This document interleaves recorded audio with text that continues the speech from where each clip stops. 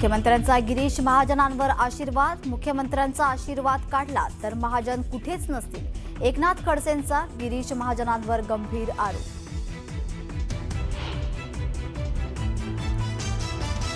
अमित शहांनीच मला भाजप प्रवेशाची ऑफर दिली होती. एकनाथ खडसेंचा मोठा दावा. मात्र शेवटपर्यंत शरद पवारांसोबत राहणार. भाजप प्रवेशात मला रस नाही, खडसेंनी केलं स्पष्ट.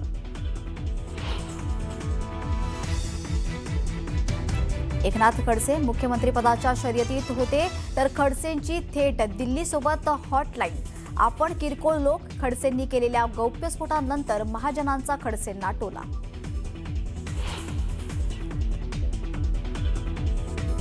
माझ्या कुटुंबावरील सर्व आरोप खोटे, अवैध कृत्य वगैरे आम्ही केलेलं नाही. गिरिजा राऊतांनी केलेल्या आरोपांचा विनायक राऊतांकडून खंडन.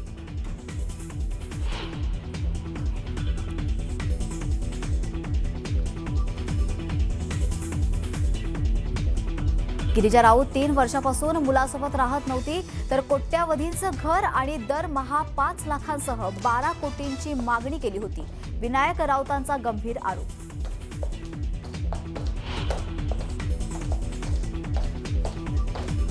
आणि विनायक राऊतांच्या कुटुंबियांकडून छळ, गोमूत्र प्यायला दिल्याचा आरोप. तर डोक्यावरचे केस कापत अघोरी कृत्य केलं.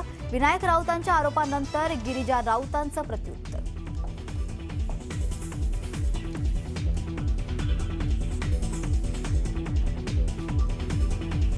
त्यानंतर पुन्हा बातमी आहे वारी संदर्भातली. सोपान काका मुक्ताई नात्याचा भावूक पुरावा उत्खननात सापडला. ऐतिहासिक संकेत, भावंडांच्या नात्याची अनोखी साक्ष. त्रिगुण गोसावी सांगतात थरारक अनुभव. समाधीजवळ उलगडली भावनिक कहाणी. संतश्रेष्ठ ज्ञानेश्वर माऊलींनी समाधी घेतल्यानंतर काही काळातच सोपान काकांनीही समाधी घेतली. त्यावेळी लहानग्या मुक्ताईसाठी हा विरह किती वेदनादायी असेल याची कल्पनाही करवत नाही. या तिन्ही भावंडांमधील नातं किती घट्ट होतं याचा एक भावनिक पुरावा सासवडमध्ये समोर आलाय. सोपान काकांच्या समाधीजवळ मुक्ताईचं मंदिर उभारण्यासाठी उत्खनन सुरू असतानाच असाच एक ऐतिहासिक संकेत सापडला की जणू या भावंडांनी शतकांपूर्वीच एकमेकांच्या सान्निध्यात राहण्याचा निर्धार केला होता. हा अनुभव सांगताना संस्थानाचे त्रिगुण गोसावी देखील भावूक झाले. पाहूया त्यांच्या शब्दांत उलगडलेली ही हृदयस्पर्शी कहाणी. सोपान काकांच्या मंदिरात आहोत आम्ही आता. आणि या मंदिरामध्ये या माऊली मला म्हणाल्या की या कोपऱ्यात जर मी इथे बोलले, इथे शंकराचं हे मंदिर आहे म्हणजे मंदिराच्या गाभाऱ्यात, इथे जर मी बोलले तर तुला तिथे आवाज येईल असं त्या म्हणाल्या. अर्थात आपण मॉडर्न जनरेशन आहोत. मला वाटलं की असं कसं होईल, म्हणजे मला वाटलं आवाज घुमत असेल असं वाटलं मला, पण आवाज घुमत नाहीये. ऍक्च्युअल मध्ये इथे आवाज येतोय. मी आता तुम्ही दृश्यांमध्ये बघू शकता काकू तिथे बोलतात आणि जेव्हा सेम टाइमला त्या तिथे बोलतात मला इथे आवाज येतोय. आणि तो घुमणारा आवाज नाहीये, तो ऍक्च्युअल मध्ये इथूनच येतोय आवाज. म्हणजे जुन्या काळामध्ये जे काही आर्किटेक्चर होतं ते किती वेगळ्या पद्धतीचं होतं आणि किती विचारपूर्वक बनवलेलं होतं याचा एक उत्तम नमुना इथे पाहायला मिळतोय.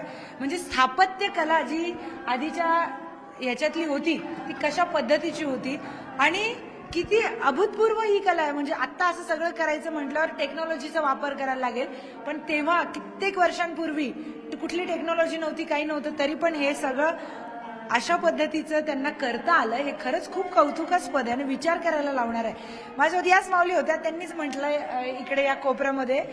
पण तुम्हाला कसं माहिती हे असं आहे माहिती? ज्यावेळेस मागच्या वेळेस आलो होतो दर्शनाला तर आम्हाला हिताच्या पुजाऱ्यांनी सांगितलं होतं की तो वरती 12 ज्योतिर्लिंगाच्या पिंडी पण आहेत त्या गाभाऱ्यामध्ये आणि तो आवाज तिकडनं बोललो की इकडं स्पष्ट ऐकायला येतो. हिताच्या पुजाऱ्यांनी सांगितलं होतं आम्हाला.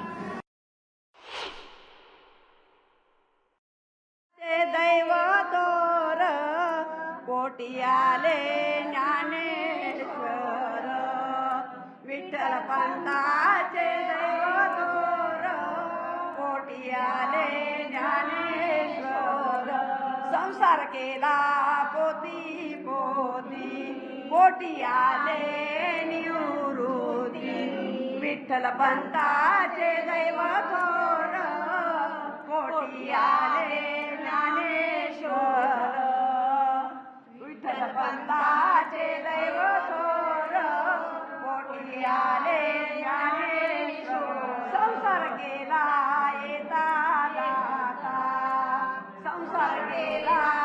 वळूयात पुढच्या बातमीकडे. राज्यात एकीकडे पावसाने दमदार हजेरी लावलेली असली तरीही दुसरीकडे अनेक भागांमध्ये जुलै सुरू झाला असूनही पुरेसा पाऊस काही पडलेला नाहीये. येवला तालुक्यात पावसाअभावी तालुक्यातील 38 गाव हे पाणी पुरवठा योजनेच्या तलावातील पाण्याच्या पातळीत मोठी घट झाली आहे. उपलब्ध पाणीसाठा हा 15 ऑगस्ट पर्यंत पुरेल इतकाच असल्यामुळे लवकरच सलग जोरदार पाऊस नाही झाला तर आगामी काळात 38 गावांवर पाणी टंचाईचं संकट येण्याची दाट शक्यता आहे. तर सुरगाणा तालुक्यात गेल्या आठवड्यात झालेल्या मुसळधार पावसानंतर साखळचोंड या धबधबा खळखळून वाहू लागला आहे. गुजरात सीमेलगत निसर्गाच्या कुशीत वसलेला हा नयनरम्य धबधबा पर्यटकांचं प्रमुख आकर्षण ठरलाय. हिरवीगार जंगले, आदिवासी संस्कृती आणि धबधब्याचे मनमोहक दृश्य पाहण्यासाठी मोठ्या प्रमाणात पर्यटक इथे गर्दी करतात.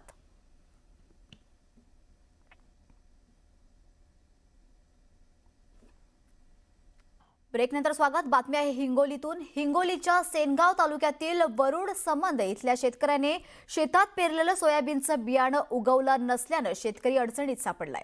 शेतकरी गजानन पवार यांनी 3 एकरवर सोयाबीनची पेरणी केली, परंतु या शेतांमध्ये सोयाबीनची उगवण झालीच नाहीये. त्यामुळे या शेतकऱ्यांना पेरणीच्या खर्चाचा फटका बसलाय. बोगस बियाणामुळे शेतकऱ्यांवर दुबार पेरणीचं संकट आलंय. 3 एकरात आम्ही पेरणी केलेली आहे होती पहिली, आणि आता ही डबल पेरणी केलेली आहे. त्याच्यामुळे मालविका कंपनीचं बियाण पेरलं होतं आम्ही, आणि कोणीही सुद्धा आलं नाही पाहायला. हे आपल्या दुकानदाराकडे गेलं तर दुकानदार म्हणतात आम्हाला काही घेणं देणं नाही. त्याच्यामुळे कृषी खात्याने याच्याकडे लक्ष द्यायला पाहिजे. वळूयात पुढच्या बातमीकडे. गेल्या 8 ते 10 दिवसांपासून सुरू असलेल्या मुसळधार पावसाचा मोठा फटका हा भात रोपांना बसला आहे. उत्तर पुणे जिल्ह्यासह पुणे ठाणे सरहद्दीवरील माळशेज घाट परिसरात भात रोपांचं मोठ्या प्रमाणात नुकसान झालंय. शेतात तयार केलेली भात रोपे पावसाच्या पाण्याबरोबर वाहून गेली आहेत. तर पावसाने उघडीप देऊन 2 ते 3 दिवस झाले असले तरी अनेक शेतांमध्ये अजूनही पाणी साचलेलंच आहे. अर्ध्याहून अधिक रोपे मोडली असून उर्वरित रोपे पिवळी पडून लागली आहेत. तर शेतकऱ्यांच्या मते ही रोपे आता लागवडीसाठी योग्य राहण्याची शक्यता अत्यंत कमी आहे. परिणामी यंदा या भागातील भात लागवडीखालील क्षेत्रात मोठी घट होण्याची शक्यता व्यक्त केली जाते. ब्रेकनंतर बातमी आहे वारी संदर्भातली. संतश्रेष्ठ निवृत्तीनाथ महाराजांची पालखी 2 दिवसांच्या मुक्कामासाठी अहिल्यानगरमध्ये दाखल झाली आहे. निवृत्तीनाथ महाराजांचा 729वा संजीवन सोहळा पार पडत असून कीर्तन अभंगाच्या गजरात भाविक पालखीचे दर्शन घेत आहेत. दरम्यान वारीमध्ये अन्न आणि औषध प्रशासन आयुक्त तुकाराम मुंढे यांच्या धडक कारवाईचे वारकऱ्यांनी कौतुक केलंय. तुकाराम मुंढेंना आषाढी एकादशीच्या महापूजेचा मान देण्याची मागणी वारकऱ्यांनी केली आहे. आयुक्त तुकाराम मुंढे यांनी राज्यात ज्या पद्धतीनं भेसळी विरोधात आणि बनावट पदार्थांविरोधात कारवाईचा बडगा उगारला आहे, त्यामुळे जनतेला भेसळमुक्त पदार्थ मिळू लागल्याने वारकऱ्यांनी असं सांगितलं आहे. यावर्षी माननीय श्री तुकाराम मुंढे साहेब यांना पंढरपूरमध्ये हार घालण्याची पूजेचा पहिला मान मिळावा ही सर्व वारकरी बांधवांची इच्छा आहे.